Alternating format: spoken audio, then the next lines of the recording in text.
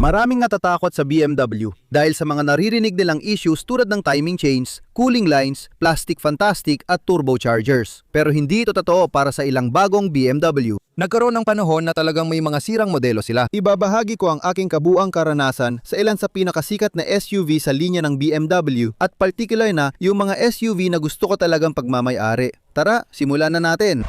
Maikli ang buhay para magmaneho ng boring na kotse.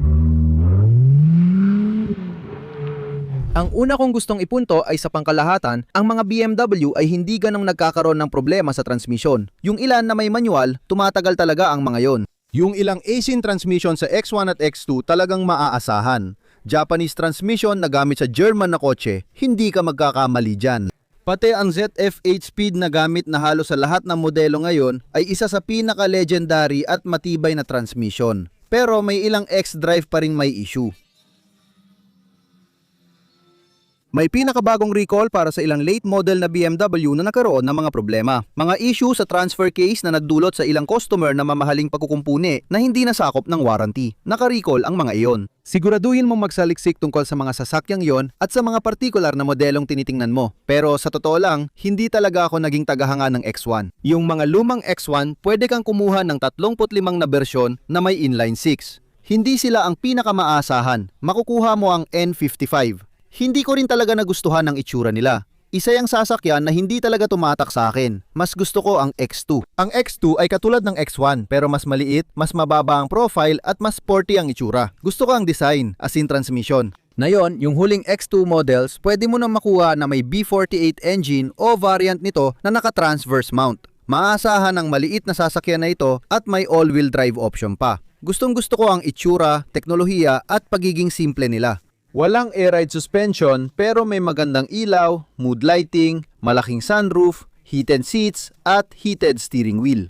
Kompleto sila sa amenities at walang malalaking problema. Pero kailangan pa rin ng maintenance. Mariin kong inirekomenda na mag-maintenance kada 3,000-5,000 milya para sa anumang oil service. Sabi ng iba ayon sa BMW, service free at maintenance free ang transmissions. Para sa akin, hindi ito lubos na totoo. Sa aking personal na opinion, matibay talaga ang ZF 8-speed transmissions ng X2. Kahit anong henerasyon, lumaman o bago, bibilhin ko. Sa pangkalahatan, hindi ko masyadong gusto ang mga bagong modelo ng X2. Para lang silang ginawa para sa itsura at hindi ko talaga gusto ang disenyo nila. Pero pagdating sa mga pangunahing aspeto, ang X2 ay siguradong sasakyan na bibilhin ko. Matibay ang turbo 4-cylinder engines at transmission nila, kaya mataas talaga sa listahan ko ang X2. Kung naghahanap ka ng entry-level na sasakyan, makakakita ka sa used car market ng nasa 12 hanggang 15,000 US dollars. May nagbebenta rin ng 17 at 18,000 Canadian dollars. Mainam bilhin sa used market lalo na kung 40 o 50,000 miles pa lang ang tinakbo. Ang susunod na modelo, X3 o X4, alin ang bibilhin ko? Sa totoo lang, bibilhin ko ang X3 pero hindi talaga ako fan ng X4 at hindi ko talaga ito nagustuhan noon pa man. Mas tungkol ito sa estilo dahil halos pareho lang ang X3 at X4. Ang X3 ay may longitudinal mounted na makina, ibig sabihin nakaayos mula harap hanggang likod. Pwede mong makuha ang B48, B50 at S58 sa M na bersyon ng X3. Ngayon, ang particular na X3 na bibiliin ko, pipiliin ko ang X3M. Yon ang tamang-tama para sa akin. Yon syempre ay may M3 na makina, meron kang ZF8, speed automatic na transmisyon at malalaking bayag. Pinag-uusapan natin dito ang 500 kabayo 0 hanggang 6 na po sa mababang 3. Para talaga siyang nag-aapoy na dragon, kaya ang X3M ay siguradong mataas sa listahan ko at matibay din naman ito. Habang nagpapatuloy tayo, may mga sasakyan tulad ng X3 M40. Isa pa yan sa mga modelong kukunin ko. Meron itong palaging maaasahang B58 engine na isang 3-liter single-turbo twin-scroll straight-six 3-liter engine na gustong-gusto ng lahat at mataas ang halaga dahil alam ng mga tao na matibay ito. May mga problema ba? Oo, sa mga unang henerasyon may mga issue. Syempre, plastic ang oil pumps nun. Sa mga mas bagong modelo, wala na yon. Ang mas bagong mga modelo ay may mild hybrids at binagong B58 engine na may dual direct at port fuel injection. At ang mga huling bersyon ay may iba't ibang antas na mga pagpapabuti at enhancements. Kahit anong B58 engine ay talagang maaasahan at matibay na makina. Kaya mataas sa listahan ko ang anumang 40 Series X. 3. Okay din ang 30 series, pero hindi lang yon ang gusto ko. Ang B48 ng sasakyang yon nagagawa naman ng trabaho. Maraming may gusto sa kanila dahil abot kaya ang presyo. Sulit at makakabili ka ng hindi magastos. Kung hindi performance ang hanap mo, magandang panimula ito. At siguradong 100% kong irerekomenda ang X3 at ang X3 M40i, syempre na ang X3 M ang nangungguna sa lahat. Kaya ang buong X3 lineup ay palaging okay para sa akin. Ang X-Pito ay isang modelong pwede kong bilhin maliban lang sa N63. Ang N63 engine, kahit na yung mga huling upgraded versions, TU upgrades, NU upgrades sa mga huling bersyon ng X-Pito ay na-improve na. Iiwasan ko pa rin lahat ng V8 engine sa BMW lineup, sa sarili kong opinyon. Maliban na lang kung performance talaga ang tanging habol mo. Sa ganung usapan, sa X-Pito dun rin ako sa M40. Hindi man sobrang lakas, nasa 400 horsepower na at malaking SUV na matikas at commanding. Gustong gusto ko sila at ang ganda ng itsura. May 3 hanay ng upuan. Dapat talagang tingnan ang buong issue ng transfer case.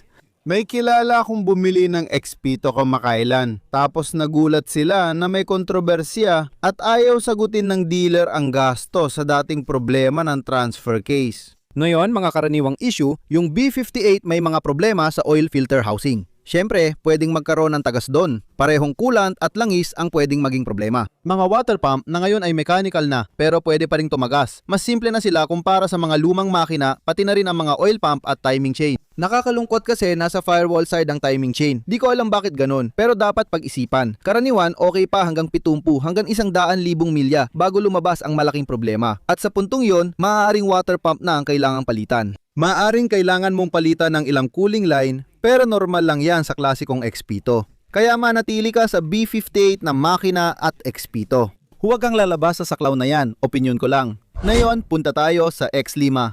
Matagal na itong umiikot kaya pwede natin pag-usapan ng matagal. Nagkaroon na ako ng X5 35D pero may mga kaibigan akong may X5M at X5 40i series.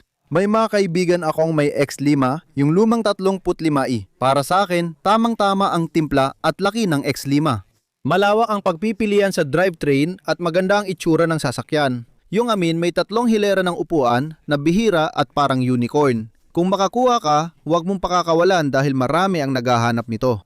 Personal kong paborito sa X5 lineup ang kahit anong diesel, lalo na M57 na nagkaroon kami. Maganda talaga kahit may swirl flap na issue ang diesel engine.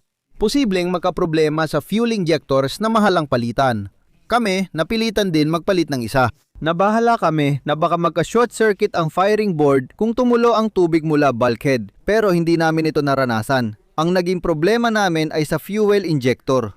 Isipin din ang EGR o exhaust gas recirculation na madaling mabara ng carbon kaya kailangan itong linisin palagi pati ang DPF. Madalas mabara ang diesel particulate filter kaya maraming nagtatanggal nito. Nung ibenta namin ang diesel namin, nasa 240,000 kilometro na ito.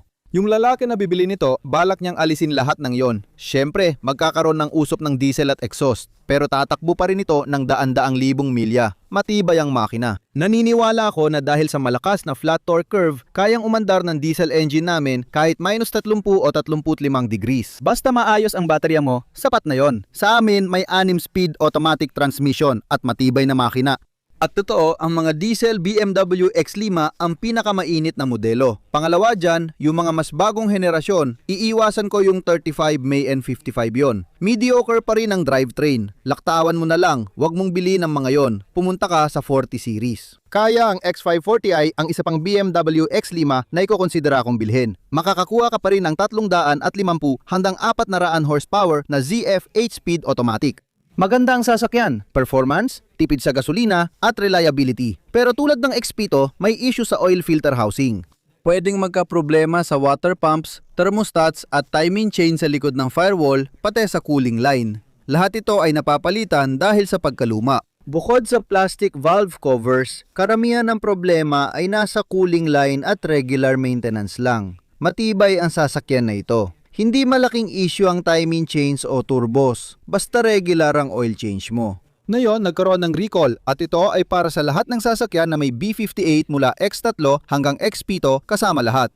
Tungkol sa oil filter housing, may potensyal na class action lawsuit na nagsasabing alam ng BMW ang tungkol sa mga tagas, paghahalo at iba pang issue rito. Sa matagal na oil service intervals, maaring masipsip ng oil filter at magdulot ng iba pang problema. May ilan sa mga oil filter housing na pumuputok, naghahalo ang langis at coolant, nagkakaroon ng parang gatas sa langis at kabaliktaran. Talagang masama ang kalagayan noon. Pero bihira lang naman yon. Magpa-oil service palagi para iwas problema. Ang B58 ay may advanced na teknolohiya, mas magandang fueling at mas mahusay na fuel pump. Walang pangit na piezo injector sa N54.